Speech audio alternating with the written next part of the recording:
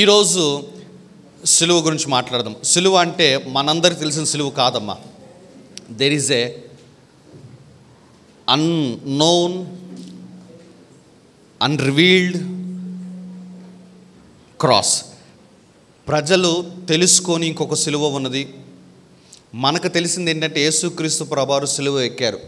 మనకు తెలిసిందంటే యేసుక్రీస్తు ప్రభువారు సిలువ వేయబడ్డారు. కానీ చరిత్రలో చూస్తే ఇంకొక సిలువ ఉన్నది. అది సంఘము గుర్తించకుండా, దాని గురించి సంఘము ధ్యానించకుండా, సంఘాన్ని అపవాదాన్ని వాడు ఏం చేశాడంటే ఏ కాడికి యేసుక్రీస్తు సిలువెక్కాడు, యేసుక్రీస్తు సిలువెక్కాడని ప్రజల ఫోకస్ అంతా అటువైపుకు నడిపించేశాడు. కానీ సంఘము తెలుసుకోవాల్సిన ఇంకొక సిలువ ఉన్నది. సంఘము తెలుసుకోవాల్సిన కూడా ఆ సిలువే అంటాను. ఆ సిలువ గురించి మనం మాట్లాడుకుందాము. కొలస్సీలకు రాయబడిన పత్రిక వెళ్ళిపోదాం. కొలస్సీలకు రాయబడిన పత్రిక, నా వర్తమానానికి నేను టైటిల్ పెట్టాలంటే అనదర్ క్రాస్, ఇంకొక సిలువ అన్న టైటిల్ నేను పెడతాను.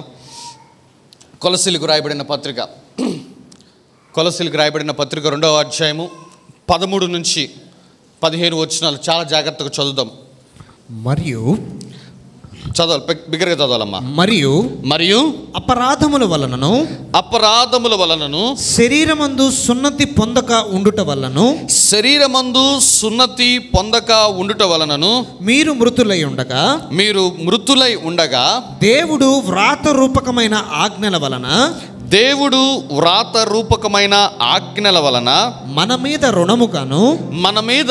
రుణముగాను మనకు విరోధముగా ఉండిన పత్రమును మేకులతో సిలువకు కొట్టి, ఏంటంట నేను అదే చెప్పిన ఆరంభంలో, మనందరికీ తెలిసిందేనంటే యేసుక్రీస్తు ప్రభువారిని యూదులు మేకులతో సిలువకు కొట్టారు. యూదులు యేసుక్రీస్తు ప్రభువారిని సిలువకు అప్పగించారు. యేసుక్రీస్తు ప్రభువారు సిలువలో మరణించాడు. ఈ సత్యాన్ని మనం నేర్చుకున్నాము. కానీ బట్ యేసుక్రీస్తు అంట ఇంకొక సిలువ దగ్గరికి వెళ్ళాడంట. ఆ సిలువ దగ్గరికి ఏమి తీసుకుని వెళ్ళాడంటే ఒక పత్రాన్ని తీసుకుని వెళ్ళాడంట.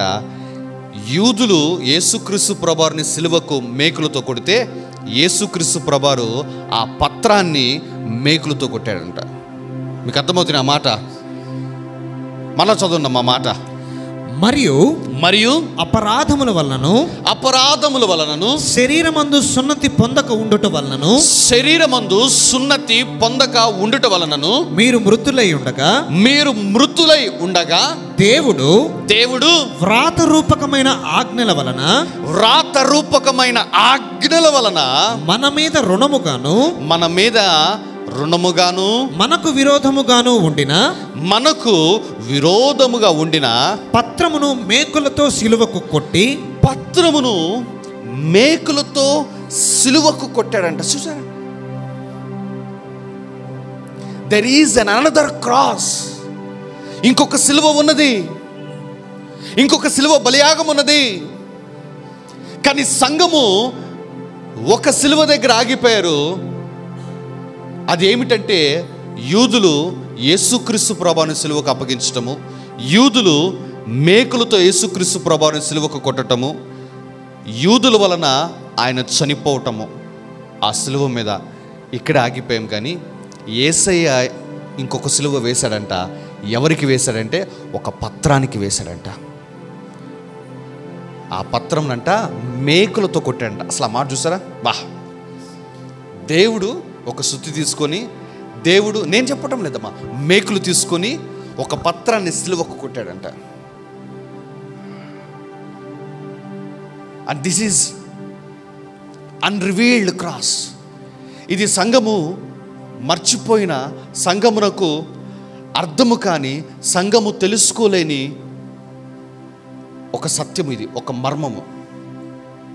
బట్ ఈ ఉదయకాల సమయంలో ఈ సిలువ గురించి, ఇప్పుడు నేను చెప్పే ఈ సిలువ గురించి మీరు ఆ ప్రత్యక్షతను కనుక మీ లోపలకు తీసుకున్నట్లయితే నేను చెప్తానమ్మా, మీ జీవితాలు సమూలముగా మార్చివేయబడతాయి. Come on now, give God some praise. సమూలముగా మార్చివేయబడతాయి. ఎందుకంటే ఈ సిలువలో అంత శక్తి ఉన్నది. ఆమేన్. ఈ సిలువలో అంత శక్తి ఉన్నది. మేకులతో సిలువకు కొట్టి, అబ్బా ఏంటంట ఆ పత్రానంట మేకులతో సిలువకు కొట్టి, ఇంకొక మాటలో చెప్పాలంటే దాన్ని చంపి వేసేసాడమ్మా. యేసుక్రీస్తు ప్రభువారు చనిపోయారు ఆ సిలువ మీద. 3 దినముల తర్వాత మరల తిరిగి లేచాడు. ఈ పత్రము కూడా ఆ సిలువ మీద చనిపోయింది, కానీ తిరిగి లేవలేదు. మనుషులు సిలువ వేస్తే, దేవుడు సిలువ వేస్తే ఎంత తేడా ఉంటుందో చూడండి అమ్మా. వ్రాత రూపకమైన ఆజ్ఞల వలన ఒక పత్రం అంట, ఒక రాయబడిన తాకీదంట మన మీద రుణముగా ఉందంట, మనకు విరోధముగా ఉందంట. అయితే ఆ పత్రాన్ని తీసుకొని సిలువకి వెళ్ళాడంట యేసుక్రీస్తు ప్రభువు. వెళ్ళి మేకులు తీసుకున్నాడు, ఆ సిలువకు ఆ పత్రాన్ని కొట్టాడు. కొట్టడం మాత్రమే కాదు కానీ ఏం చేస్తాడంట, దాని మీద ఉన్న చేవ్రాతను మేకులతో సిలువ కొట్టి, ఈయన సిలువ ఎక్కి ఆ పత్రం మీద ఉన్న ఆ వ్రాత, ఆ చేవ్రాతను ఏం చేశాడంట, తుడిచి వేసేసాడంట. ఆ పత్రము మనకి అడ్డము లేకుండా మళ్ళీ ఏం చేశాడంట, దానిని ఆ మేకులోంచి పీకేసి దాన్ని ఎత్తి అవతల వేసేసాడు.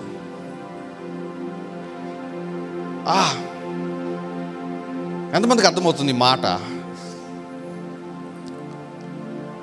ప్రజలు ఆయనను సిలువకు ఈడ్చుకుని వెళ్తున్నారు. ప్రజలు ఆయనను సిలువకు అప్పగించారు. ప్రజలు ఆయనను సిలువలో మేకులతో కొట్టారు. ప్రజలు ఆయనను సిలువలో మరణించేసేలాగా తగిన క్రియలు చేశారు. కానీ ఆయన ఇంకొక సిలువకు వెళ్ళాడమ్మా. ఆ సిలువకు ఆయన ఒక పత్రాన్ని తీసుకుని వెళ్ళాడు, చేవ్రాత కలిగిన పత్రము. ఎందుకు ఆ పత్రం తీసుకుని వెళ్ళాడంటే, ఆ పత్రం అంట మన మీద ఎట్లాగుందంట, రుణముగా ఉందంట. ఆ పత్రం మనకి ఎట్లాగుందంటే విరోధముగా ఉందంట. ఆ పత్రం మనకి ఎట్లాగుందంటే అడ్డముగా ఉందంట. చూసారా, ఆ పత్రం అంటే మనకి ఎట్లాగుంది? మొట్టమొదటి విషయము రుణముగా ఉంది. ఆ పత్రం మనకి ఎట్లాగుంది? రెండోది విరోధముగా ఉంది. ఆ పత్రం మనకి ఎట్లాగుంది? అడ్డముగా ఉన్నది. ఈ 3 లక్షణములు కలిగిన చేవ్రాత కలిగిన ఒక పత్రం ఉన్నది. ఆ పత్రము వలన మానవులందరూ దేవుడు ఏర్పాటు చేసిన ఆ ఆశీర్వాదమును పరిపూర్ణముగా పొందుకోలేకపోతున్నారు. ఈ పత్రము అడ్డుగా ఉంది, ఈ పత్రం విరోధముగా ఉంది, ఈ పత్రము రుణముగా ఉన్నది.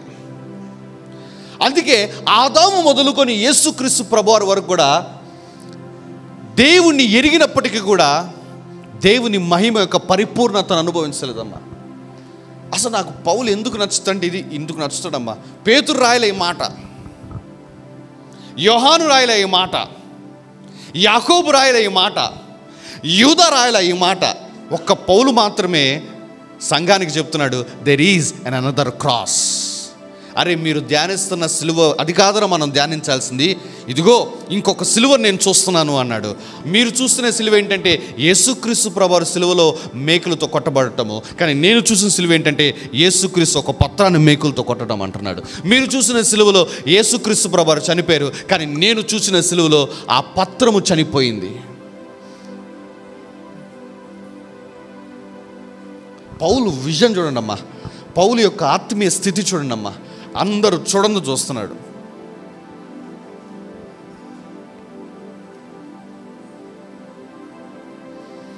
ఇప్పుడు చూద్దామండి, ఆ పత్రము గురించి చూద్దాం. చూడండి, మరో చదువు 14 వచ్చినమా.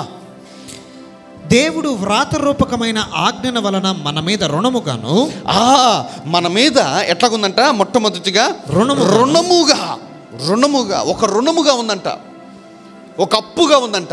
ఆ పత్రము అప్పులు పాలైనట్టుగా, మనం అప్పు చెల్లించాలన్నట్టుగా ఒక రుణము చూపిస్తుంది. ఆ పత్రం ఏం చేస్తుందంటే, ఇదిగో ఈ పలానా వాడు ఇంత అచ్చి ఉన్నాడు అని చూపిస్తుంది. ఎవరికి చూపిస్తుంది? దేవుని ఎదుట మనము నిలబడటానికి హక్కు లేదన్నట్టుగా. ఎందుకంటే మనం పాపాలు చేసాం, ఆ పాపము యొక్క శిక్ష మనం అనుభవించలా, అది రుణముగా అలా ఉండిపోయింది. అది ఒక అప్పులాగా అట్లా ఉండిపోయింది. చేసిన దానికి అనుభవించాలిగా, అనుభవించకపోతే అది ఎట్లా ఉందంట, ఒక రుణముగా ఉందంట. ఎవరి దగ్గర ఉందంట ఆ రుణముగా? దేవుని ఎదుట ఉన్నదంట ఆ పత్రం. అయితే యేసుక్రీస్తు ప్రభువారు ఆ పత్రాన్ని తీసుకున్నాడు, రుణముగా ఉన్న ఆ పత్రమును తీసుకున్నాడు. అబ్బా, ఆ రుణము గురించి దేవుడు నాతో మాట్లాడిన మాట ఏంటంటే, ఏ మానవుడు చెల్లించలేని రుణం అన్నాడు దేవుడు. మనము చేసిన పాపాలకి పాప క్షమాపణ, పాప విమోచనము, పరిశుద్ధపరచటము, ఇవి మనకే చేసుకోలేము. ఏ మానవుడు చెల్లించలేని రుణము అది అలా ఉండిపోయిందమ్మా దేవుని ఎదుట. కాబట్టి ఏ మానవుడు కూడా దేవుని ఎదుట ఏ దీవెన పొందుకోలేకపోతున్నాడు, ఏ ఆశీర్వాదం పొందుకోలేకపోతున్నాడు. ఎందుకంటే ఈ మానవుడు ఇంకా అచ్చి ఉన్నాడు దేవునికి. అయితే యేసుక్రీస్తు ప్రభువారు ఆ రుణముగా ఉన్న ఆ పత్రమును ఇదిగో మేకులతో సిలువ కొట్టి ఏం చేశాడంట, దాని మీద ఉన్న చేవ్రాతను చదవనమ్మా, దాని మీద ఉన్న చేవ్రాతను తుడిచివేసి, అంటే మనం ఇంత తప్పున్నాం అని ఒక పత్రం మీద రాయబడిందమ్మా. ఇప్పుడు మనం ఆన్లైన్ పేర్లో రాసుకున్నాం, ఒక్కొక్కళ్ళు అప్పుల గురించి పత్రం మీద రాపించాం. ఒకళ్ళు 10 లక్షలు అన్నారు, ఒకళ్ళు 20 లక్షలు అన్నారు. ఫర్ సపోజ్ అనుకుందాం, అదే అప్పుల వాడి దగ్గర మీరు తీసుకున్న ఆ రుణపత్రం అనుకుందాం. ఇప్పుడు అప్పుల వాడు ఎప్పుడు వరకు నిన్ను ఇబ్బంది పెట్టగలడంటే, వాడి దగ్గర ఆ పత్రం ఉన్నంత వరకు. నిజమా కదా?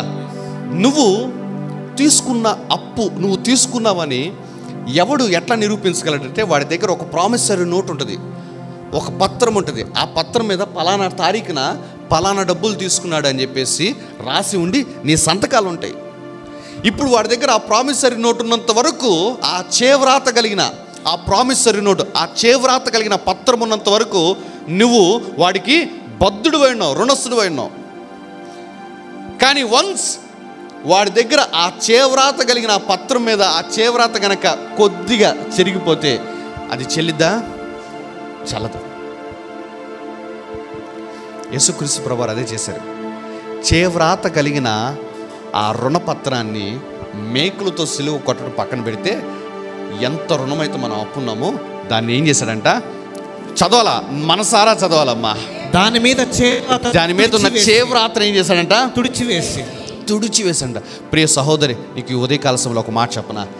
దేవుని ఎదుట రుణముగా ఉన్న ఆ పత్రము యొక్క చేవ్రాతని యేసుక్రీస్తు ప్రభువారు తుడిచివేశాడంటే, ఈ లోకములో నువ్వు ఎవరి దగ్గర రుణములు కలిగి ఉన్నావో, ఎవరి దగ్గర అప్పులు కలిగి ఉన్నావో, ఈ ఉదయకాల సమయంలో పౌలు చూచినట్టుగా నీవు కూడా చేవ్రాత కలిగిన ఆ పత్రాన్ని దేవుడు తుడిచివేస్తున్నట్లుగా విశ్వాసపు నేత్రములతో కనుక నువ్వు చూస్తే, నేను చెప్తానమ్మా, సూపర్ న్యాచురల్ డెట్ క్యాన్సిలేషన్ ఈ గడిలోనే జరిగిపోతుంది అంట. నేనైతే హల్లెలూయా, హల్లెలూయా. పౌలు చూసుకున్నాడు. పౌలుకి ఆ సిలువ ఆ దర్శనం కనపడంగానే, అమ్మో ఎంత బాధ పెట్టా నేను, ఎంత రుణమున్నా నేను, ఎన్ని పాపాలు చేశాను, వీటన్నిటికీ ఇది ఎట్లా చేయాలి అని, ఇంత రుణపడి ఉన్నానా అని చెప్పేసి అనుకుంటుంటే, యేసుక్రీస్తు ప్రభువారు ఆ చేవ్రాతను తుడిచివేస్తున్నట్లుగా పౌలు చూస్తున్నాడు. ఆ దర్శనాన్ని చూస్తూ సంఘానికి రాస్తున్నాడు, అరే నాకు విరోధముగా నాకు రుణముగా నా పత్రమును మేకులతో సిలువ కొట్టాడు, ఇదిగో దాని మీద ఉన్న చేవ్రాతను తుడిచివేసేస్తాడని చెప్పేసి పౌలు తాను చేసిన పాపముల యొక్క చేవ్రాతను తుడిచివేసుకున్నాడు. అలా చూశాడు ఆ దర్శనాన్ని. నేను అంటానమ్మా, ఈ రోజున నువ్వు ఎంత రుణం అప్పున్నావో నాకు తెలీదు, ఎవరి దగ్గర ఎంత బాకీ ఉన్నావో నాకు తెలీదు, ఏ అప్పుల వాడు ఎన్నిసార్లు నీకు ఫోన్ చేసి ఇబ్బంది పెడతానో నాకు తెలియదమ్మా. ఈ ఉదయకాల సమయంలో విశ్వాసపు యొక్క ఇన్స్ట్రక్షన్ నీకు ఇస్తానమ్మా. పౌలు చూచినట్లుగా నీవు కూడా దేవుడు నీ అప్పుల పత్రాన్ని కొట్టివేస్తున్నట్లుగా, దేవుడు నీ అప్పుల పత్రం మీద ఉన్న చేవ్రాతను తుడిచివేస్తున్నట్లుగా నీవు ఆ దర్శనాన్ని ఊహించుకోగలిగితే, నేను చెప్తానమ్మా, నీ రుణముల్లోంచి ఈరోజే నువ్వు బయటకు వచ్చేస్తావంట. నేనైతే ఈరోజే నువ్వు బయటకు వచ్చేస్తావు, ఈరోజే బయటకు వచ్చేస్తావు, ఈ గడిలోనే బయటకు వచ్చేస్తావు. ఊహించాలమ్మా, ఊహించాలా. అందుకే దేవుడు అన్నాడు, అడుగు వాటన్నిటికంటేను ఊహించు వాటన్నిటికంటే. పౌలు ఊహల్లో ఈ దర్శనం ఉన్నది. పౌలు యొక్క ఊహల్లో ఈ దర్శనం ఉంది. దేవుని ఎదుట రుణముగా ఉన్న ఆ పత్రము యొక్క చేవ్రాతనే యేసుక్రీస్తు ప్రభువారు తుడిచివేశారంటే, వాడెవడో ఒక మానవుడమ్మ, అంతే. ఎవరు? ఒక మానవుడు. ఒక బ్యాంకులో ఒక లాకర్లో ఉన్న పత్రాన్ని దాని మీద చేవ్రాతను తుడిచివేయలేడా? అసలు నేను అంటానమ్మా, నువ్వు గనక నమ్మే దమ్మున్నట్లయితే, నువ్వు ఇక్కడ ఉన్నప్పుడే ఆ పత్రము చినిగిపోవటమో, ఆ పత్రం మీద చేవ్రాత తుడిచివేయబడటమో, అటువంటి కార్యాలు దేవుడు చేయగలడంటారు. నేనైతే ఎందుకంటే రుణములు చెల్లించడం ఒక పద్ధతి, కానీ రుణము తీసుకున్న ఆ రుణము దానికి ప్రూఫ్ లేకపోవటం. చూడండి యేసుక్రీస్తు ప్రభువారి యొక్క శక్తి చూడండి అమ్మా, శక్తి చూడండి. అబ్బా, దేవుని ఎదుట ఉన్న ఒక పత్రాన్ని, ఒక పోలీస్ ఆఫీసర్ దగ్గర ఉన్న ఒక పేపర్ నువ్వు తీసుకోగలవా? తీసుకోలేవు. ఒక కానిస్టేబుల్ బైక్ ఆపాడమ్మా, కానిస్టేబుల్ తాళం తీసుకున్నాడు, తిరిగి తీసుకోగలవా? కుర్రోళ్ళు చెప్పాలా, తీసుకోగలవా? ఒక కానిస్టేబుల్ వాడు, ఒక హోమ్ గార్డు, ఎవరుంటే ఫీల్ అవ్వమాకండి అంటే జనరల్గా చెప్తున్నా, వాళ్ళ దగ్గరే తీసుకోలేరు. కానీ యేసుక్రీస్తు ప్రభువారు ఆకాశ మహాకాశంలో సృజించిన సృష్టికర్త సర్వోన్నతుడైన దేవుని ఎదుట ఒక పత్రం ఉన్నది. NEPR ఇంత రుణమున్నాడు, సంతోష్ ఇంత రుణమున్నాడు దేవునికే, ఇదిగో త్రివేణి ఇంత రుణమున్నాడు దేవునికే, ఇదిగో వంశీ ఇంత రుణముంది దేవునికే అని చెప్పేసి ఈ పత్రం ఉంటే యేసుక్రీస్తు ప్రభువారు ఆ పత్రం ఇట్లాగు అని చెప్పి సిలువకి వెళ్ళి మేకులతో కొట్టడం మాత్రమే కాదు, కానీ ఆ పత్రం మీద ఉన్న చేవ్రాతను ఏం చేశాడు? తుడిచేసి ఖాళీ పత్రాన్ని చూపించాడు దేవునికి. ఇట్లా ఏమనుందా అప్పు అన్నాడు. సింహాసనం మీద కూర్చున్న ఆయన ఏ అప్పు లేదన్నాడు. ప్రియ సహోదరి, ప్రియ సహోదరుడా, అక్కడే అంత అద్భుతం చేశాడంటే ఇక్కడ ఇంకెటువంటి అద్భుతం చేస్తాడమ్మా. Come on now, give God some praise. Hallelujah, hallelujah. ఊహించాలమ్మా, బ్యాంక్ లాకర్లో నువ్వు అప్పు తీసుకున్నట్టు వాడి దగ్గర ఉంటుంది కదా డాక్యుమెంట్, ఆ డాక్యుమెంట్ మీద ఉన్న మొత్తం చెరిగిపోతున్నట్లుగా. అది సూపర్ న్యాచురల్ అంటే, అసాధారణమైన అద్భుతాలంటే అవి. చదువునమ్మా. వ్రాత రూపకమైన ఆజ్ఞ వలన చదువు. మన మీద రుణముగాను, మన మీద రుణముగాను మనకు విరోధముగాను ఉండిన. అసలు ఇంకోటి ఏంటంటే ఆ పత్రం ఎట్లాగుందంట? ఫస్ట్ రుణముగా ఉందంట, తర్వాత ఎట్లాగుందంట ఆ పత్రము? విరోధముగా, ఒక విరోధముగా ఎనిమిగా ఉందంట ఆ పత్రం. ఎవరి దగ్గర? దేవుని దగ్గర. దేవుడు అనేవాడు నిన్ను ఏమైనా దర్శించి ఆదరించాలనగానే వాడు వస్తున్నాడు. ఏందనుకున్నా, వీడు ఎవడు ఎట్టంటాడు అనుకున్నాడు, పెద్ద క్రిమినల్ వీడు, అస్సలు మామూలు కాదు. ఈ సహోదరి వాళ్ళకి గొడవలు పెడతానే ఉంటుంది. అసలు నువ్వు అసలు ఈ క్యారెక్టర్ మర్చిపోయావా అని చెప్పేసి మనకు విరోధముగా దేవుని దగ్గర నిలబడుతుంది ఆ పత్రాన్ని. యేసుక్రీస్తు ప్రభువారు చూశారు. ఆ పత్రాన్ని నువ్వు అక్కడ ఉంటే కాదురా, నేను సిలువకు కొట్టాలరా అని చెప్పి తీసుకుని వెళ్ళి ఆ పత్రాన్ని ఏం చేశాడంట? సిలువకు కొట్టాడంట. బా, వాట్ గాడ్! ఎంత ప్రేమ కలిగిన దేవుడు అండి మన దేవుడు. మనకు రుణముగా ఉన్నదాన్నేమో తుడిచి వేసేసాడు, మనకు విరోధముగా ఉన్న ఆ పత్రాన్ని ఏం చేశాడంట? సిలువకు కొట్టాడంట. అక్కడ నుంచి ఇంక విడిపించుకోలేదు. ఇప్పుడు దేవునికి మనకి మధ్యలో సమాధానమే ఉన్నది, సమాధానకరమైన వాతావరణమే ఉన్నది. కానీ దేవునికి మనకి ఏ విరోధము లేదు. ఒకప్పుడు మనము పాపములు చేసి మునుపు ఆయనకు శత్రువులుగా ఉన్నాము, ఎఫెసీయులకు రాయబడిన పత్రికలో ఉన్నది. అయితే ఇప్పుడు ఎట్లాగా ఉన్నామంటే కుమారులముగా ఉన్నాము, సమాధానము కలిగి ఉన్నాము, దేవునితో ఒక సమాధాన స్థితిలో కలిగి ఉన్నాం మనము. ఇదంతా ఎక్కడ జరుగుతుంది? ఒక మనిషి దేవుని దగ్గర రుణము లేని వ్యక్తిగా, దేవుని దగ్గర ఒక సమాధానకరమైన పరిస్థితి ఉన్నట్టు ఎక్కడ జరుగుతుందంటే, this is happening in another cross. ఇది ఎక్కడ జరుగుతుందంటే ఇంకొక సిలువ దగ్గర జరుగుతుంది. సంఘము యేసు సిలువకి ఎక్కటం దగ్గర ఆగిపోయారు, ఆ సిలువ దగ్గర ఉండిపోయారు. కానీ ఈ ఉదయకాల సమయంలో రెస్టోరేషన్ సెంటర్ చర్చ్లో ఉన్న వాళ్ళకి దేవుడు తను ఇంకొక సిలువ ఏదైతే ఉన్నదో ఆ సిలువను బయలుపరుస్తున్నాడమ్మా.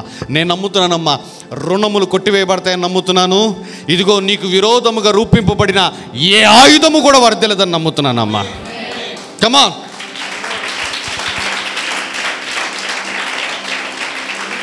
హల్లెలూయా, హల్లెలూయా.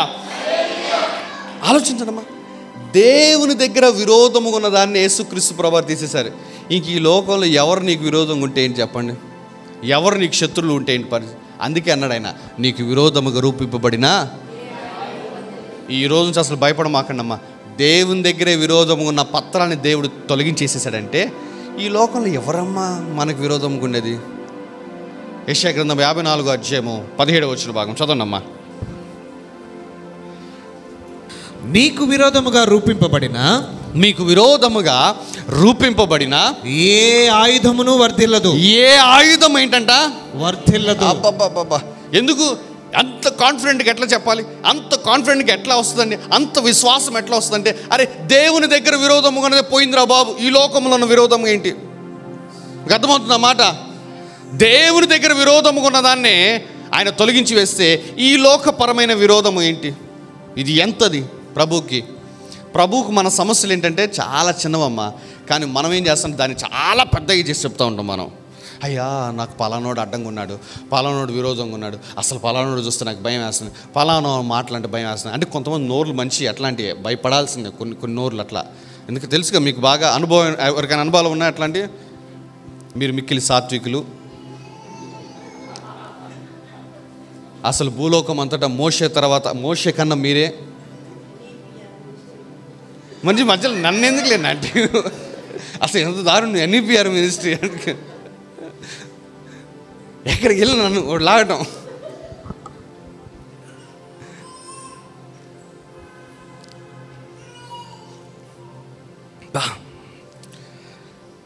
మన మీద రుణముగా ఉన్నదాన్నేమో ఆ చేవ్రాతం తుడిచివేసేస్తున్నాడు సిలువలో.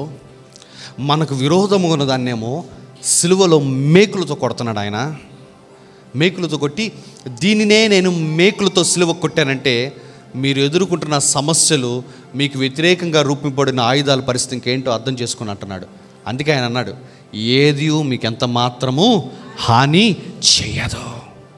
ఈరోజున దేని గురించి అని భయపడుతున్నావా? దేని గురించి అని దిగులు పడుతున్నావా?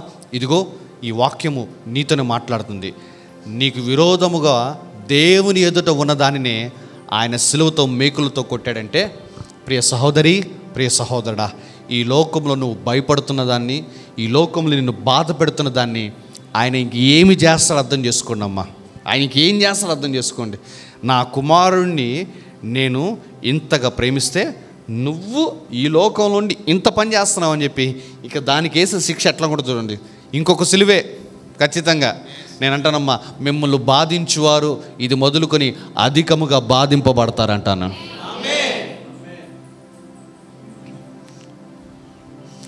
మిమ్మల్ని శత్రువులుగా, మీకు విరోధముగా పనిచేస్తున్న వారికి ఈ రోజు నుంచి నిద్రలేని రాత్రులు ఉంటాయంట. నేనైతే మీరు కట్టవలసిన రుణములు, ఆ కట్టలేని ఆ రుణములు, వాటి యొక్క చేవ్రాతను దేవుడు ఈ రాత్రి తుడిచివేయునుగాక. ఎవరెవరు ఎంత రుణాలు కలిగి ఉన్నా నాకు తెలియదమ్మా. అవి కట్టలేని రుణాలు, కట్టగలిగిన రుణాలు నాకు తెలియవమ్మా. ఒక గుడ్ న్యూస్, నువ్వు నేను ఆరాధించే దేవుడు ఏంటంటే తుడిచేసే దేవుడై ఉన్నాడు. తుడిచేసే దేవుడై ఉన్నాడు. మన కోసం ఒక దూతను బ్యాంకు గోడ ఎక్కించి, అప్పులోడు ఇంటికి ఎక్కించి, ఆ దూత రాత్రిపూట ఇది ఎక్కడ గోలరా బాబు, ఈమె ఈ ప్రార్థన చేయటం ఏంది, ఈయనేంది నన్ను ఈ పనికి అప్పచెప్పడం అని చెప్పేసి ఎక్కి చిన్నగా బీరువా తలుపు తెరిచి ఆ లాకర్ ఓపెన్ చేసి తుడిసి ఏ పనిలోనే ఉండాలి.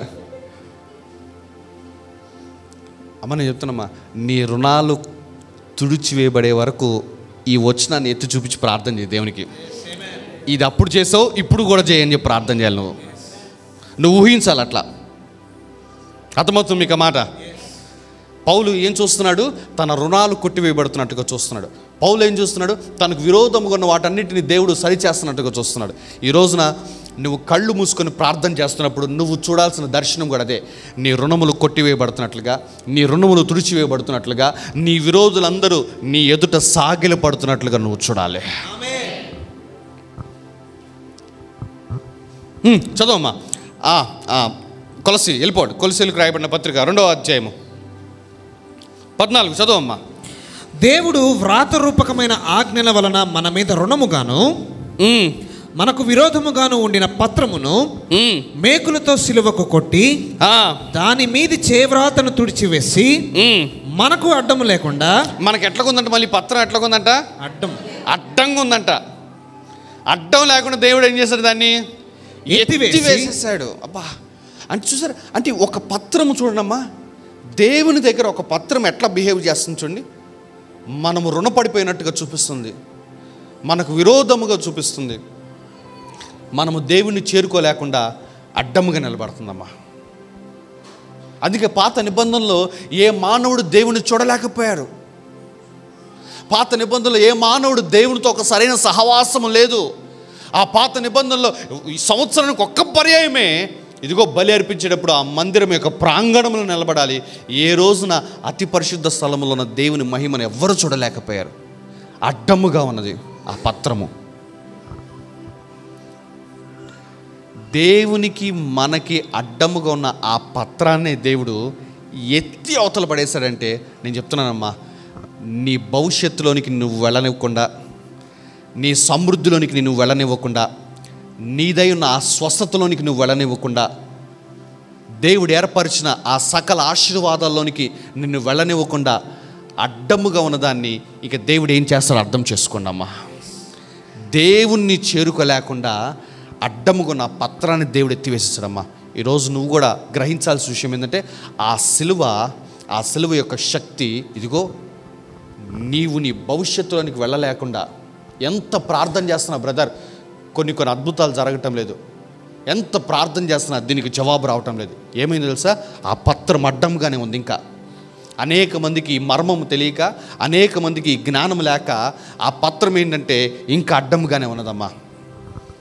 ప్రతి ఒక్కరికి నేను చెప్తున్నానమ్మా, పాస్టర్ గారు నెలలకు తరబడి ప్రార్థన చేస్తున్నాం, సంవత్సరాల తరబడి ప్రార్థన చేస్తున్నాం, ఇంకా దాన్ని పొందుకోలేకపోతున్నాం. వాగ్దానం అయితే ఉన్నది కానీ ఇంకా దాన్ని పొందుకోలేకపోతున్నాం.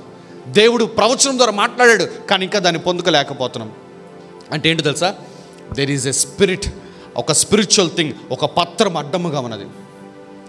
కానీ దేవుడు 2000 సంవత్సరాల క్రితమే ఆ పత్రం ఏం చేశాడంటే ఎత్తివేసేసాడు అడ్డముగా లేకుండా.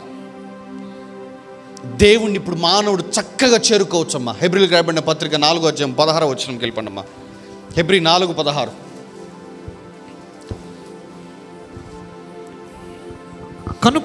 కనుక మనము కనికరింపబడి సమయోచితమైన సహాయము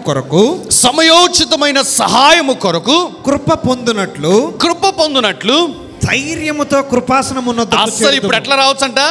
ధైర్యముతో ఆ సింహాసనం దగ్గరికి వెళ్ళిపోవచ్చు. కానీ ఒకప్పుడు ఆ పత్రం ఏం చేస్తుందంటే అడ్డముగా ఉంది, దేవుని చేరుకోలేకపోయింది. కానీ ఇప్పుడు నువ్వు దేవుని చేరుకున్నావు. ప్రియ సహోదరి, చాలా జాగ్రత్తగా ఉన్నానమ్మా. దేవుణ్ణే చేరుకోగలిగిన నీవు నీ సమృద్ధి, నీ స్వస్థత, నీ ఆశీర్వాదము, నీ భవిష్యత్తుని ఖచ్చితంగా చేరుకుంటావు. ఆమేన్. అర్థమవుతుందా మీకు ఆ మాట? ఈ సిలువను ధ్యానించమ్మా. ఈ వచనాన్ని నేను అంటానమ్మా, ఈ వచనాన్ని మీరు ఎంత నరాల్లోకి ఎక్కించుకుంటే అంత తొందరగా కోటేశ్వరులు అవుతారంట నేనైతే. ఎందుకంటే దేవుడు మిమ్మల్ని అందరినీ ఐశ్వర్యవంతులుగా చేయాలని ఆయన ప్రణాళిక. అదే మీకు గమ్యం, అదే మీ స్వాస్థ్యం. కానీ దాన్ని చేరుకోలేకుండా అడ్డముగా ఉన్నదంట. అయితే ఈ వచనమును ధ్యానించు. ఎట్లా ధ్యానించాలంటే నిన్ను గిలితే వచనం రావాలి నోటమాట ఈ మాట. అయితే ఆ పత్రము చూడమ్మా, మరల చదవమ్మా. ఆ పత్రము అడ్డముగా ఉంటంట, దానిని ఎత్తివేశాడంట. ఎప్పుడైతే యేసుక్రీస్తు ప్రభువారు ఆ పత్రాన్ని ఎత్తివేశారో అప్పటి నుంచి మానవులైన మనము ధైర్యంగా కృపాసనము దగ్గరికి వెళ్ళిపోవచ్చు, ధైర్యంగా యేసయ్యా అని ప్రార్థన చేయొచ్చు, ధైర్యంగా తండ్రి అబ్బా అని ప్రార్థన చేయొచ్చు. ఇదిగో అంత మాత్రమే కాదు, కానీ ఆ పెంతెకొస్తు పండుగ దినం వచ్చినప్పుడు ఆ దేవుడే ఆత్మగా దిగి వచ్చి మనలో నివసిస్తున్నాడు. అప్పటి నుంచి ఈ రోజున మానవుడికి దేవుడికి ఎడబాటు లేదు, మానవుడికి దేవునికి మధ్య అడ్డము ఏదీ లేదు. దేవుణ్ణి చేరుకోలేకుండా అడ్డముగా ఉన్న దానిని ఆయన సిలువలో ఎత్తివేశాడంటే, ప్రియ సహోదరి, నీ వాగ్దానాలు, నేను నీపై పలికిన ప్రవచనాలు కానీ, దేవుడు నీకు వ్యక్తిగతంగా ఇచ్చిన వాగ్దానాలు కానీ అవి చేరుకోలేకుండా అడ్డముగా ఉన్న దానిని ఈ ఉదయకాల సమయంలో దేవుడు పిగిలించి వేయునుగాక.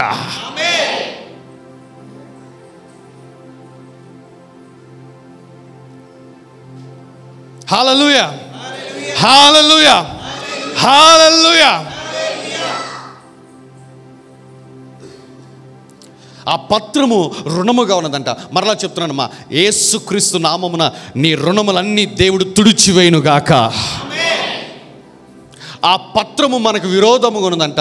ఆ పత్రాన్ని దేవుడు మేకులతో సిలువ కొట్టాడమ్మా. నేనంటానమ్మా, నీకు వ్యతిరేకముగా ఈ లోకములో అయితేనేమి, రాబో లోకములో అయితేనేమి, నీకు వ్యతిరేకముగా రూపింపబడిన ఏ ఆయుధము యేసు నామమున వర్ధిల్లకుండును గాక. Come on, now give God some praise. Come on.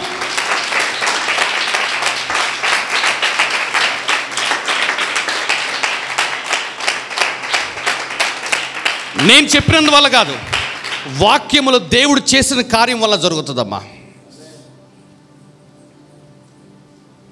నువ్వు ఈ వాక్యం కనుక, ఈ మర్మాన్ని కనుక లోపల తీసుకొని లోపల నాటుకుంటే, ఈ మందిర ప్రాంగణం వదిలిన దగ్గర నుంచే నీ జీవితంలో మార్పులు నువ్వు చూస్తావమ్మా. ఈ రోజున ఈ ప్రాంగణంను విడిచి వెళ్ళేటప్పుడు ఎలా వచ్చావో అలా వెళ్ళటానికి లేదు. ఈ వాక్యాన్ని లోపల నాటుకొని వెళ్ళాలి. అద్భుతాలు చూడాలి ఎంతమంది అనుకుంటున్నారమ్మా? దేవుని ఆశీర్వాదాలు అనుభవించాలి ఎంతమంది అనుకుంటున్నారు? ఒకటి ఈ వాక్యము, ఈ ప్రత్యక్షత తీసుకుని వెళ్ళండి అంట. నేను ఈ వాక్యము లోపల నాటబడిందా, బండ మీద కట్టబడిన ఇంటి వలె స్థిరముగా ఉంటావు నువ్వు. వావ్! మనకు రుణముగా ఉన్నదాన్ని తుడిచివేసాడు, మనకు విరోధముగా ఉన్నదాన్ని మేకులతో సిలువ కొట్టాడు. అబ్బా, మనకు అడ్డముగా ఉన్నదాన్ని ఎత్తివేసేసాడు. This is what happened at the cross. ఇదే జరిగింది సిలువలో. అక్కడ అయిపోలా ఇంకా సిలువ చదవాలా తర్వాత. మనకు అడ్డము లేకుండా దానిని ఎత్తివేసి మన అపరాధములన్నిటినీ క్షమించి ఆయనతో కూడా మిమ్మును జీవింపజేసెను. తర్వాత ఆయన ప్రధానులను అధికారులను ఆయన ఏం చేశాడంట? ఆ సిలువ దగ్గర ఏమైంది? ప్రధానులను అధికారులను నిరాయుధులుగా చేశాడంట. అబ్బా, అసలు అంటే ఆ ప్రధానులకి, ఆ అధికారులకి ఆయుధాలు ఏంటి అంటే, నేను చెప్పానమ్మా, ఆ పత్రమే వాటికి ఆయుధము. ఆ పత్రమే వాటికి ఆయుధము. చాలా స్పష్టంగా చెప్తున్నానమ్మా, ప్రతి అపవాదికి నీ మీద అధికారము చేయటానికి, నీ కుటుంబం మీద అధికారము చూపించడానికి కారణం ఏంటో తెలుసా? ఆ పత్రమే. కాబట్టి దయ్యాలు పడుతున్నాయి, కాబట్టి రోగాలు పడుతున్నాయి, కాబట్టి ఈ లోకంలో అనేకమైన వినాశనాలు జరుగుతున్నాయి అమ్మా. కారణం ఏంటో తెలుసా? ఇంకా ఆ పత్రము కొట్టివేయబడినట్లుగా సంఘానికి తెలియలా. సంఘం ఏంటంటే, యేసుక్రీస్తు మా పాపాల కోసం చచ్చిపోయాడయ్యా, యేసుక్రీస్తు తిరిగి లేచాడయ్యా అని ఇక్కడే ఆగిపోయారు. కానీ ఇదిగో ఒక పత్రము ప్రధానులకి, అధికారులకి అధికారం ఇచ్చింది. ఆ పత్రం తీసుకొని ఆ రోజున మీకు ఇంకా అర్థమయ్యేదని చెప్పాలంటే, మొదటి రాజుల గ్రంథం 20వ అధ్యాయంకి వెళ్ళిపోండి అమ్మా. మొదటి రాజుల గ్రంథం 20వ అధ్యాయం.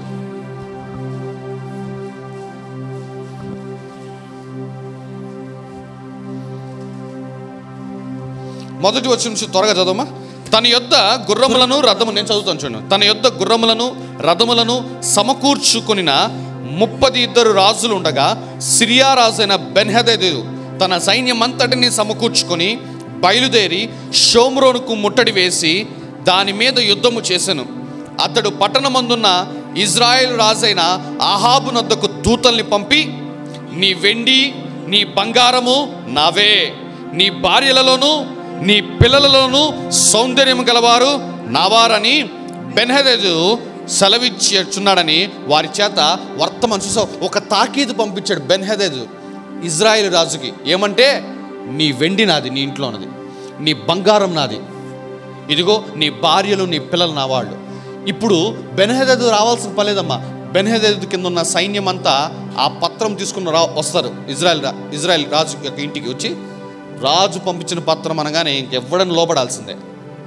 ఎందుకంటే అప్పటికి ఇజ్రాయెల్ రాజు అతనికి దాసుడుగా ఉన్నాడు. వచ్చేసేసి ఆ ఇల్లంతా సెర్చ్ చేసి బంగారము వెండి భార్యలని పిల్లలను తీసుకుని వెళ్ళిపోవచ్చు. చూసారా, ఒక బెన్హదదు అనే రాజు కింద ఉన్న ఒక సైనికుడికి అధికారం ఎట్లా వస్తుందంటే ఆ పత్రం ద్వారా వస్తుంది. అలాగే అపవాదికి మన మీద, మన కుటుంబాల మీద అధికారం ఎట్లాగ వచ్చిందంటే ఆ పత్రం ద్వారానే. ఇంకా చెప్పాలంటే అపోస్తుల కార్యము 9వ అధ్యాయంకి వెళ్ళిపోమ్మా.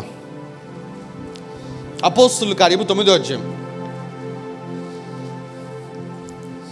2వ వచనం. ఈ మార్గమందున్న పురుషులైనను, చదువు, స్త్రీలనైనను, ఈ మార్గమందున్న పురుషులనైనను స్త్రీలనైనను కనుగొనిన ఎడల వారిని బంధించి యెరూషలేమునకు తీసుకొని వచ్చుటకు దమస్కులోని సమాజముల వారికి పత్రికలిమ్మని అడిగాను. దమస్కులోని సమాజముల వారికి, చూసారా, పత్రికలిమ్మని సౌలు అప్పటి సౌలుగా ఉన్నాడు. సౌలు ఏమంటున్నాడంటే, ఈ మార్గం అనగా యేసుక్రీస్తు అనే మార్గంలో ఉన్న పురుషులనైనా స్త్రీలనైనా బంధించాలి, చెరసాల్లో వేయించడానికి ఇదిగో మాకు ఆర్డర్స్ ఇవ్వు, పత్రికలు ఇవ్వండి, ఆర్డర్స్ ఇవ్వండి అంటున్నారు. ఇప్పుడు ఆ పత్రిక ఎవరెవరి దగ్గర అయితే ఉంటుందో వాళ్ళు ఏం చేస్తారు తెలుసా? వెళ్ళిపోతారు, క్రైస్తవులు కొన్ని కుటుంబాల దగ్గరికి వెళ్ళిపోతారు. ఇదిగో చట్టం మాకు అధికారం ఇచ్చింది, ఇదిగో ఇదే ఆర్డర్, నువ్వు యేసుక్రీస్తుని వెంబడిస్తున్నావు కాబట్టి పద జైల్లోకి వెళ్ళిపోవాలి పద అని చేతికి సంఖ్యలు వేసి తీసుకుని వెళ్ళిపోతారు. ఒక మానవుడికి ఇంకొక మానవుడి మీద ఆ అధికారం ఎట్లాగొచ్చిందంటే ఆ పత్రము ద్వారా. అందుకే చూడండి, ఎవరైనా పోలీస్ ఆఫీసర్ ఇంటికి వచ్చాడు అనుకున్నా మనం అడుగుతూ ఏమంటుంటే, మీరు అడగలే కానీ జనాలు ఏమంటారు, సర్చ్ వారెంట్ ఏది అంటారు. మీ ఇంటిని సోదా చేయాలంటే ఏమంటామంటే సర్చ్ వారెంట్. పత్రిక ఏది? మిమ్మల్ని అరెస్ట్ చేయాలంటే అరెస్ట్ వారెంట్ ఏది అంటాం మనం. ఆ పత్రిక ఉంటేనే అవతల వాడికి అధికారం ఉంటుంది. ఆ పత్రిక ఉంది కాబట్టి మనం వాడికి లోబడాలి.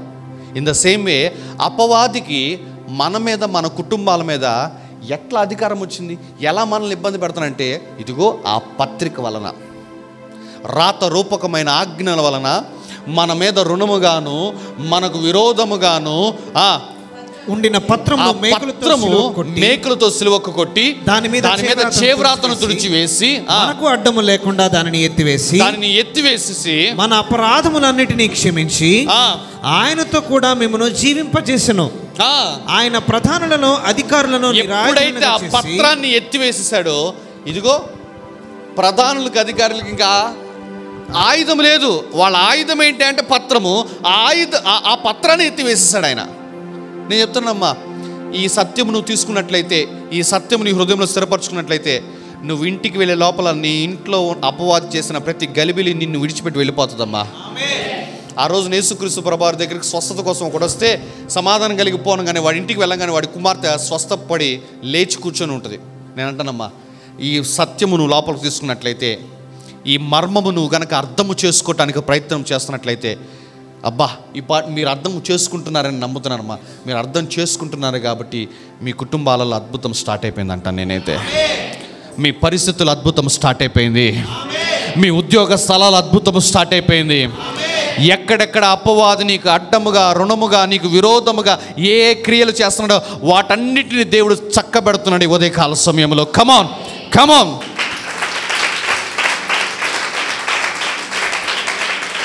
హల్లెలూయా హల్లెలూయా హల్లెలూయా.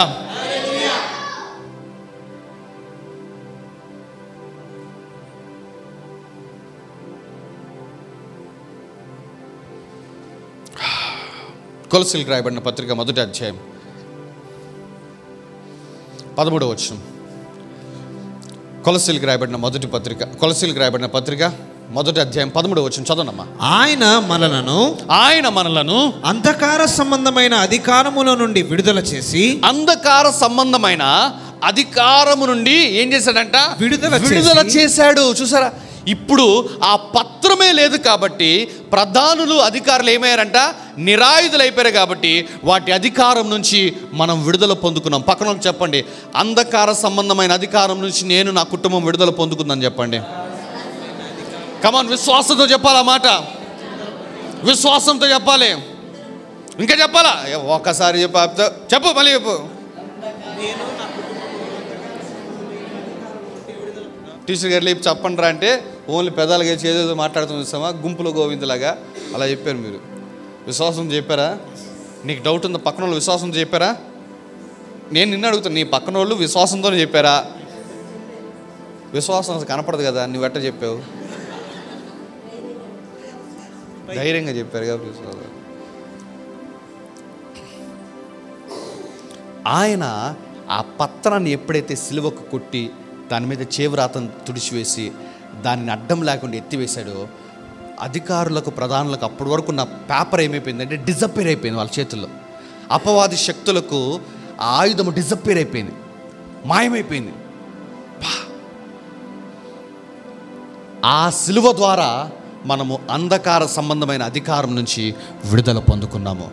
ఈ సిలువ ద్వారా కాదు, యేసయ్య సిలువ ఎక్కడం ద్వారా మనం అంధకార సంబంధమైన అధికారం నుంచి విడుదల పొందుకోలే. యేసయ్య పత్రాన్ని సిలువకు వేయటం వలన మనం అంధకార సంబంధమైన అధికారం నుంచి విడుదల పొందుకున్నాం మనము.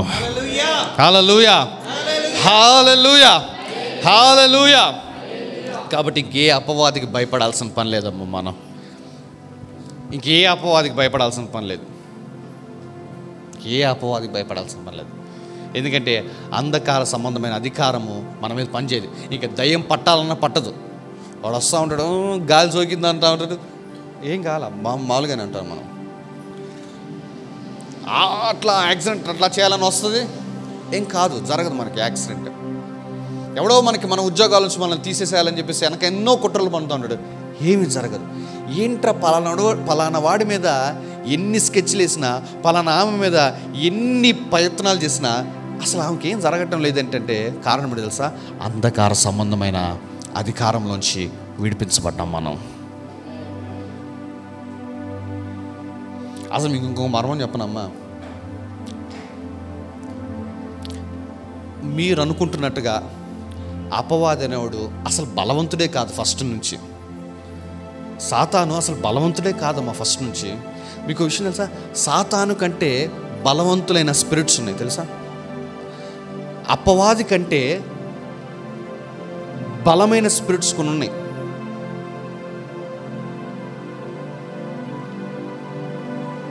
పేతురు రాసిన 2వ పత్రిక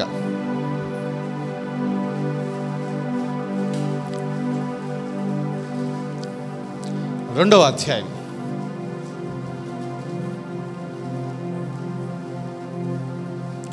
4వ వచనం చదవమ్మా. దేవదూతలు పాపము చేసినప్పుడు దేవుడు వారిని విడిచిపెట్టక పాతాళ లోకమందలి కటిక చీకటి గల బిలములలోనికి త్రోసి తీర్పుకి కావలిలో ఉంచబడుటకు వారిని అప్పగించాను. చూసారా, ఇక్కడ ఇంకొక స్పిరిట్స్ గురించి మాట్లాడుతున్నాయమ్మా. లూసిఫర్ గురించి మాట్లాడటంలా. నేను ఒక మాట చెప్పిన, లూసిఫర్ అనేవాడికి అసలు ఆత్మీయ పోరాటమే రాదు, ఎందుకంటే వాడు మ్యూజిషియన్. మీకు అర్థమైందా? వాడు మిఖాయేలు దూత పోరాడుతుంది. బ్రదర్ లూసిఫర్ ఏంటి, ఇలా తిరిగితే మంచి మ్యూజిక్ వస్తుంది అంతే, అంతకుమించి ఏం లేదు అక్కడ సినిమా. కానీ దాన్ని మనం ఎట్లా ఊహించుకున్నాం అంటే అసలు నేను ఒక మాట చెప్తున్నాను, దానికంటే బలమైనవి ఉన్నాయి. వాటిని దేవుడు ఏం చేశాడంటే విడిచిపెట్టకుండా లూసిఫర్ని దేవుడు భూమి మీద విడిచిపెట్టేశాడు. ప్రకటన గ్రంథము 12వ అధ్యాయము 7వ వచనం చదవమ్మా. ప్రకటన 12:7. అంతటా పరలోకమందు యుద్ధము జరిగెను. మిఖాయేలును అతని దూతలు ఆ ఘట సర్పముతో యుద్ధము చేయవలనని ఉండగా ఆ ఘట సర్పమును దాని దూతలను యుద్ధము చేసిరి కానీ గెలవలేకపోయారు. కనుక పరలోకమందు వారికి ఇక స్థానము లేకపోయెను. కాగా సర్వలోకమును మోసపుచ్చుచు అపవాది అనియు సాతాననియు పేరుగల ఆది సర్పమైన ఆ మహాఘట సర్పము పడద్రోయబడెను. అది భూమి మీద అది ఎక్కడ పడద్రోయబడింది? భూమి మీద. అది ఎక్కడ పడద్రోయబడింది? సాతాను ఎక్కడున్నాడు? భూమి మీద ఉన్నాడు ఇప్పుడు. కానీ ఇంతాక నేను చెప్పిన దేవదూతలు ఎక్కడున్నారు? వెళ్ళిపో మళ్ళీ వచనంకి వెళ్ళిపో. 2వ పేతురు 2వ అధ్యాయము 4వ వచనం చదువుమ్మా. దేవదూతలు పాపం చేసినప్పుడు దేవుడు వారిని విడిచిపెట్టలేదు. పాతాళ లోకమందలి కటిక చీకటి గల బిలములోని అపవాదినేమో భూమి మీద విడిచిపెట్టేశాడు దేవుడు. కానీ దీన్నంట విడిచిపెట్టకుండా పాతాళ లోకమందలి కటిక చీకటి ఉన్న ఆ బిలములలోనికి త్రోసి తీర్పు అంటే ఏంటో తెలుసా? ఇప్పుడు చూడండి, మీకు అందరికి అర్థమైందని చెప్పాలంటే, ఒక భయంకరమైన టెర్రరిస్ట్ ఉన్నాడు, ఉగ్రవాది ఉన్నాడమ్మా. వాడి కోసం లాయర్ ఎంత పోరాడినా వాడికి బెయిల్ ఇవ్వదు న్యాయస్థానం. ఎందుకు? వాడు బయటికి వస్తే ఇంకా భయంకరమైనవి చేస్తాడు. సో ఒక క్రూరుడైన వాడిని, ఒక భయంకరుడికి బెయిల్ ఇవ్వరు. వీళ్ళకి అందుకే దేవుడు బెయిల్ ఇవ్వకుండా పాతాళ లోకమందలి కటిక చీకటి గల బెలములలోనికి త్రోసి తీర్పు జరిగే వరకు అక్కడే ఉంచేశాడు. ఈ భూమి మీద ఉండేటోడు అంతా వాడు అసలు అంతే, వాడు తూచమ్మా. యూదా రాసిన పత్రిక 1వ అధ్యాయము, ఇఫ్ ఐఎమ్ నాట్ రాంగ్, 6వ వచనము 9వ వచనం అనుకుంటు చూడు ఒకసారి. 6వ వచనం చదువు. మరియు తమ ప్రధానత్వమును నిలుపుకొనక తమ నివాస స్థలమును విడిచిన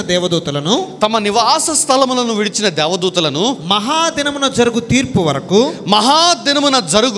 తీర్పు వరకు కటిక చీకటిలో నిత్య పాశములతో ఆయన బంధించి భద్రం చేసి పెట్టాడు. అంతే. అర్థమవుతుందా? లూసిఫర్ కంటే ఇప్పటి ఉన్న అపవాది కంటే బలమైన స్పిరిట్స్ ఉన్నాయి. బట్ వాటన్నిటిని దేవుడు ముందుగానే ఎరిగి నిత్య పాశములతో ఏం చేశాడంట? బంధించి భద్రం చేసి పెట్టుంచాడు అట్లా. ఎందుకంటే అవి విడుదలైతే భూమిని నాశనం చేస్తాయి. అవి విడుదలవుతే ఇదిగో చాలా చాలా వినాశనాలు జరుగుతాయి. ఈడెంత లూసిఫర్. ఏదో ఇన్స్టాగ్రామ్లో ఒక మాట ఉంది, పో పిల్ల బచ్చా అని ఒక మాట ఉంటుంది చూసావా? అది అంటే మీ అందరికి అర్థమయ్యే భాష చెప్పాలంటే అది లూసిఫర్. అపవాదనోడు, ఇప్పుడున్న అపవాదనోడు నీ కళ్ళ ముందు అసలు వచ్చేసి షో చేస్తున్నా, నవ్వుకోవాలంతే. అంత సీన్ లేదు ఇంకక్కడ. అమ్మో అపవాది గుండెల మీదకి ఎక్కేస్తుంది బ్రదరు. అమ్మో అపవాది సైతాను శోధ. ఓరే బాబు, నువ్వే దానికి నీ బోటోళ్ళు ఇంక వాడు వెనకున్న పిచ్చోళ్ళు కొంతమంది ఉన్నారు కదా, వాడితో పాటు కిందకు వచ్చేసిన వాళ్ళు. అయ్యా వాడికి భజన చేసి చేసి చేసి వాడిని ఎక్కి అక్కడ కూర్చోబెట్టారు. అంతే. అందుకే చివరిలో కూడా దేవుడు పోరాడు అపవాదితోటి. అప్పుడు కూడా మిఖాయిల్ని పంపిస్తాడు, ముందు ఆడి సంగతి చూసిరాపో అని చెప్పి అంటాడు. దేవుడు ముందు నిలబడలేడు. ఆల్రెడీ పైన మిఖాయిల్ తంతేనే కిందకు వచ్చి పడ్డాడమ్మా. దేవుని దగ్గర ఉన్న ఒక దూత తంతేనే ఇక్కడికి వచ్చి పడ్డారు. దేవుడితో వాడేం పోరాడతా చెప్పండి. మనం ఏం చేస్తామంటే మనకు ఎవరైనా నచ్చారనుకున్నా వాళ్ళకి భలే గ్యాస్ కొడతాం మనం. చూసారు, ఆంటీకి అర్థమైంది. నిజమా కదా? ఒకళ్ళు ఏమో నచ్చారనుకున్నా వాడు రూపాయి చేయని 10 రూపాయలు చేసినట్టు చెప్తాం. అస్సలు మా అన్న అసలు తోపు తురుము జీలకర్ర అన్నీ మా అన్నే. అది అసలు ఇందుగలడు అందులేదు అన్నట్టుగా అసలు మనకు ఒక పద్యం అన్న అసలు. అదేంటో మనకు భలే అలవాటు అమ్మ. అది ఎవడైనా ఒక చిన్న సహాయం చేస్తే దేవుడు లాంటి వాడు అంటాం. వాడు చేసింది ఏందిరా? చిన్న సహాయం. దానికి మనం వాడే పదం ఏంటి? దేవుడు లాంటి. ఏడు కూడా జరిగింది అదే. వాడేమో అసలు మీరు కొడుతున్న గ్యాస్కి అసలు వాడు ఏంటో అని ఊహించుకున్నాడు. నేను అనుకుంటానమ్మా, ఈ వర్తమానం చెప్తుంటే అమ్మా వీడు నా కొంప ముంచేశాడు రా బాబు అనుకుంటా ఉంటాడు. అది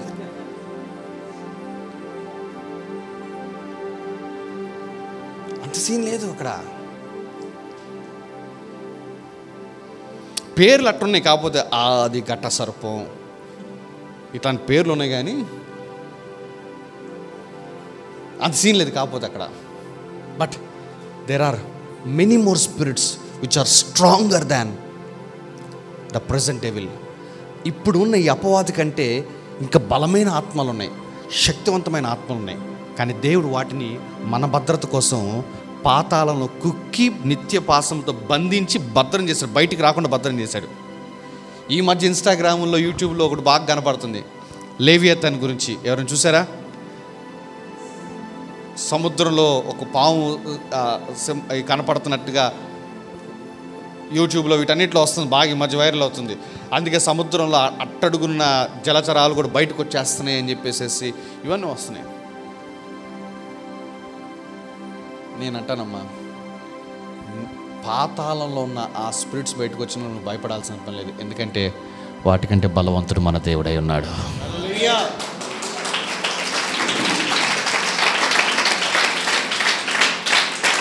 మీలో ఉన్నవాడు లోకములో ఉన్నవాని కంటే గొప్పవాడు. ఆమేన్. హల్లెలూయా, హల్లెలూయా, హల్లెలూయా. ఆయన ప్రధానులను అధికారులను నిరాయుధులుగా చేసి పాపా చదవమ్మా, వెళ్ళిపోమ్మా, వెళ్ళిపో. సో అపవాదు గురించి చెప్పాలని టైం వేస్ట్. అసలు సీనే అవసరంలా. మరియు అపరాధముల వలనను శరీరమందు సున్నతి పొందక ఉండుట వలనను మీరు మృతులై ఉండగా దేవుడు వ్రాత రూపకమైన ఆజ్ఞల వలన మన మీద రుణముగాను మనకు విరోధముగాను ఉండిన పత్రమును మేకులతో సిలువకు కొట్టి దాని మీద చేవ్రాతను తుడిచివేసి మనకు అడ్డము లేకుండా దానిని ఎత్తివేసి మన అపరాధములన్నిటినీ క్షమించి ఆయనతో కూడా మిమ్మల్ని జీవింపజేశాను. ఆయన ప్రధానులను అధికారులను నిరాయుధులుగా చేసి సిలువ చేత జయోత్సవముతో వారిని పట్టి తెచ్చి బాహాటముగా వేడుకగా కనపరిచెను. ఇది అసలు పబ్లిక్ గా జరిగింది, కానీ పబ్లిక్ తెలియలా. ఇదేంటో నాకు అర్థం కాదు. పట్టి తెచ్చి బాహాటముగా వేడుక. This was happened in the public. బాహాటముగా వేడుక చేశాడంట.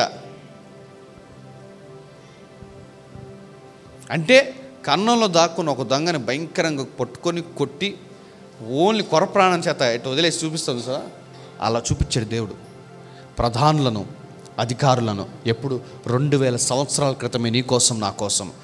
ఈ రోజున ఆ నలగొట్టబడిన ఆ ప్రధానుల అధికారులు ఏదో నీ ముందు షో చేసేస్తుంటే నువ్వు ఏదో అనుకుంటున్నావు. ఏం లేదు అక్కడ. యేసయ్య ఆల్రెడీ సిలువలో ఓడించేసేసాడు వాటిని. ప్రియ సహోదరి, ప్రియ సహోదరుడా, this is the real cross. ఇదే నిజమైన సిలువ అంటాను నేనైతే. విశ్వాసులు, సంఘము తెలుసుకోవాల్సింది, ధ్యానించాల్సిన సిలువ ఏదైనా ఉందంటే అది ఇదే. సిలువ మీద 7 మాటలు కాదమ్మా, అసలు అది అనవసరం. ఈ మాటలు ధ్యానించాలి మనం. ఎందుకంటే ఈ సిలువ మీద ఆయన చేసింది వర్డ్స్ లేవు, క్రియలు ఉన్నాయి. ఊరికి మనం గుడ్ ఫ్రైడే రాగానే 7 మాటలు. అమ్మ ఇదిగో కొడుకు అంటాం, తండ్రి వీరేమో చేయించున్న వీరిగా అంటాం. ఇంకేముంటాయి మాటలు, ఏముంటాయి అది. ఈ మాటలు ధ్యానించుతూ అపవాదనుడు ఏం చేశాడంటే ఆ మాటల దగ్గరే పెట్టేశాడు, ఆ సిలువ దగ్గర పెట్టేశాడు. వాడి యొక్క ఓటమి, వాడి యొక్క భయంకరమైన పతనం ఎక్కడ సంఘం తెలుసుకుంటుంది అని చెప్పేసి సంఘం అంతటికి ఒక ట్రెడిషన్ పెట్టేశాడు అపవాదం. ఏమన్నంటే గుడ్ ఫ్రైడే రాగానే 7 మాటలు ధ్యానించండి. అబ్బాబాబా ఏంటి ఆ 7 మాటలు? తండ్రి వీరేమి చేయుచున్నారు వీరు ఎరుగరు, ఇంకా నాకు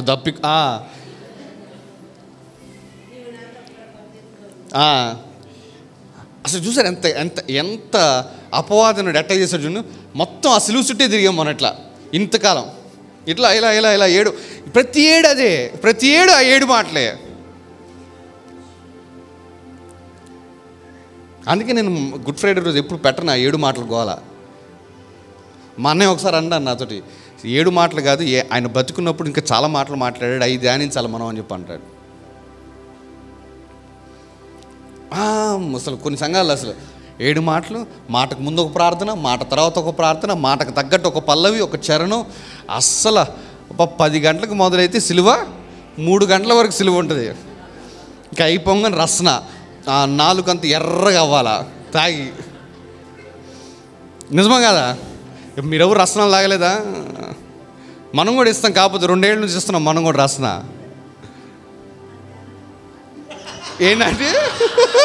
ఏంటంటే అంత ఎర్ర అంటే వీళ్ళు కొంచెం సరిగ్గా కలపలా అంతే. మైకిల్ ఎక్కడున్నాడు? అతనే ఆ ప్రధానుడు, ఆ అధికారునే పట్టుకోవాలి మీరు.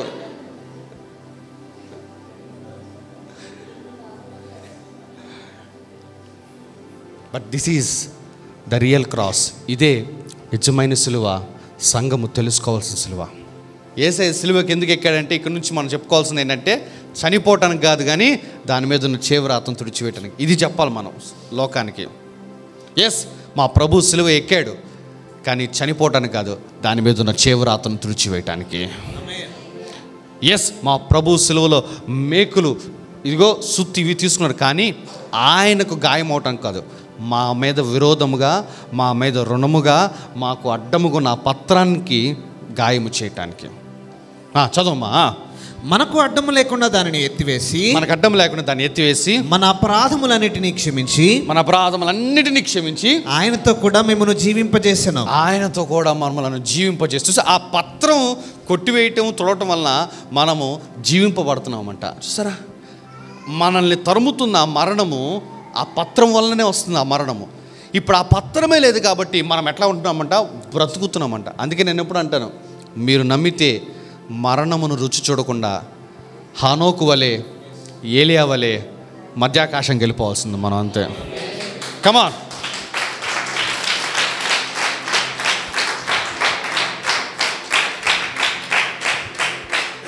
నీ తర్వాత పుట్టిన వాళ్ళు కూడా చనిపోతూ ఉంటారు, నువ్వు వాళ్ళ యొక్క భూస్థాపన కార్యక్రమాలకు అటెండ్ అవుతూ ఉంటావు, కానీ నువ్వు మాత్రం ఆయనతో పాటు జీవింపజేసంట. వయసు పెరుగుతున్న ప్రతి ఒక్కరి యొక్క వయసును దేవుడు తగ్గించివేయునుగాక. తెల్ల వెంట్రుకలన్నీ మనసారా చెప్తాం అన్నమాట. అంటే ఇంకా కలర్ కొనుక్కోవాల్సిన పని ఉండదు. తెల్ల వెంట్రుకలన్నీ ఏమవ్వాలి? నల్లవి అవునుగాక. ముడతలన్నీ పోవునుగాక. మచ్చలన్నీ పోవునుగాక. ముఖము కాంతివంతముగా, యవ్వనంలో ఉన్న బలము నిత్యము ఉండునుగాక. ఎస్, ఇది మనం నమ్మాలి. ఆమేన్. హల్లెలూయా. ఆ మధ్యలో పాపం పాస్టర్ గారు ఎవరో, ఆయన తెల్ల వెంట్రుకలు నల్ల వెంట్రుకలు వాళ్ళని ప్రార్థన చేస్తారు, దాన్ని గోల్ చేశారు అందరు అజ్ఞానులు. ప్రార్థన వల్ల ఏదైనా చేయించవచ్చు. ఆమేన్. హల్లెలూయా, హల్లెలూయా, హల్లెలూయా. ఆయనతో కూడా మిమ్మల్ని జీవింపజేశాను. ఆయన ప్రధానులను, అధికారులను నిరాయుధులుగా చేసి సిలువ చేత జయోత్సవముతో వారిని పట్టి తెచ్చి, సిలువ చేత జయోత్సవంతో వారిని పట్టి తెచ్చి బాహాటముగా వేడుకకు కనపరచెను. ఎట్లా? బాహాటముగా. అసలు ఆ మాట పెద్దగా చెప్పాలమ్మా. బాహాటముగా, బాహాటముగా వారిని వేడుక కనపరచను. గట్టిగా చప్పట్లు కొట్టి ప్రభు నామమున కనపడతాం. హల్లెలూయా, హల్లెలూయా, హల్లెలూయా. మా రుణములు తుడిచివేయబడుతున్నట్లుగా ఈ రోజు నుంచి రుణాలు కొట్టివేయబడాలని ప్రార్థన చేసే వాళ్ళందరూ పౌలులాగా ఊహించండి. రుణముల పత్రము యొక్క చేవ్రాత తుడిచివేయబడినట్లుగా, రుణములన్నీ కొట్టివేయబడినట్లుగా ఇది ఊహిస్తూ ఈ వాగ్దానం ఎత్తిబట్టి ప్రార్థన చేయండి అందరూ. ఓకేనా?